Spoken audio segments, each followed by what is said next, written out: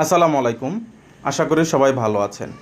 আমরা অন্যের সাথে কিরূপ আচরণ করে থাকি, আমরা যখন চিন্তা ভাবনা করব বা অন্যের সাথে যখন আমরা ব্যবহার করব, তখন আমাদের উচিত অন্য মানুষ আমাদের সাথে নিজের সাথে কথা বললে বা যেভাবে আচরণ করলে আমাদের মনে কষ্ট পেতে পারে, আমিও যদি তদ্রূপ সেই মানুষের সাথে এরকমভাবে কথা বলে থাকি, তাহলেও সেই মানুষটার কষ্ট লাগতে পারে।